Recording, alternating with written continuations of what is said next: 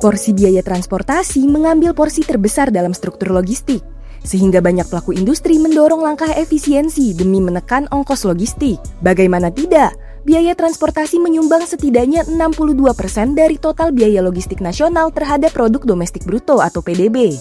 Angka tersebut jauh lebih besar dibandingkan dengan biaya pergudangan dan persediaan sebesar 22%, serta administrasi yang sekitar 16%.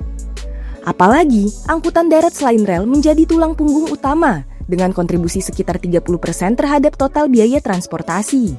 Di sisi lain, beban biaya transportasi juga disebabkan oleh kerentanan angkutan longkit terhadap kemacetan, terutama di momen Lebaran dan Nataru. Oleh karena itu, pelaksana tugas Asisten Deputi Pengembangan Logistik Menko Perekonomian Eko Haryanto menilai diperlukan efisiensi terhadap angkutan darat untuk menjawab rintangan yang ada.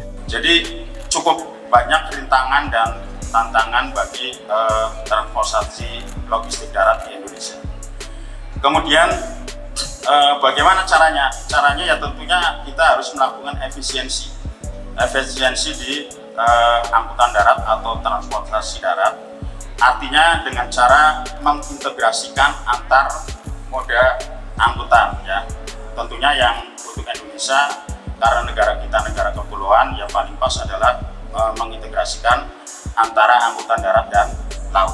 Terkait efisiensi, Chief Executive Officer PT Tako Anugrah Koperasi, Melki Tako, menyebut langkah itu bergantung pada kemampuan perusahaan menghindari downtime kendaraan. Menurutnya, penjadwalan perawatan berkala serta memastikan kualitas sumber daya manusia menjadi salah satu faktor krusial agar operasional tetap berjalan tanpa hambatan. Karena memang penting, Pak. Kami mengerti sumber daya manusia kami harus terus di-upgrade.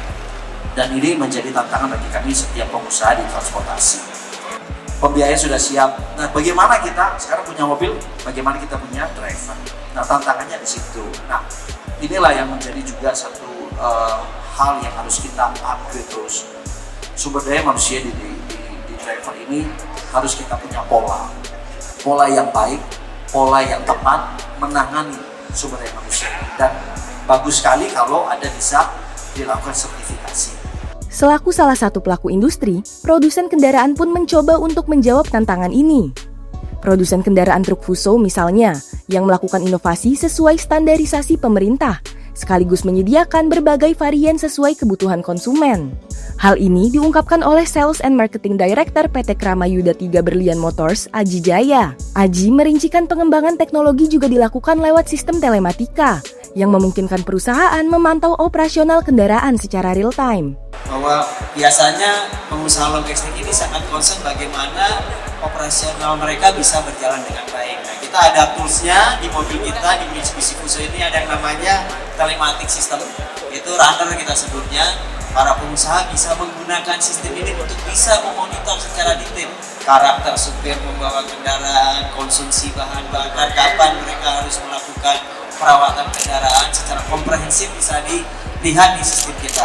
Sementara itu dalam konferensi pers, Asosiasi Logistik dan Forwarder Indonesia atau ALFI mendorong Kementerian Perhubungan mempercepat penguatan konektivitas laut. Hal ini dilakukan untuk mengalihkan distribusi angkutan barang dari jalur darat ke perairan, mengingat distribusi logistik nasional masih didominasi moda barat. Di tengah berbagai langkah strategis yang diambil oleh pelaku industri, pemerintah akan segera menerbitkan peraturan presiden penguatan logistik nasional. Rancangan Perpres ini terdiri atas 3 strategi, yakni pertama, penguatan infrastruktur konektivitas, layanan backbone, dan sarana penunjang logistik. Kemudian, penguatan integrasi dan digitalisasi layanan logistik serta peningkatan daya saing sumber daya manusia dan penyedia jasa logistik. Namun, industri masih harus menunggu beleit yang direncanakan terbit pada November 2025 lalu itu.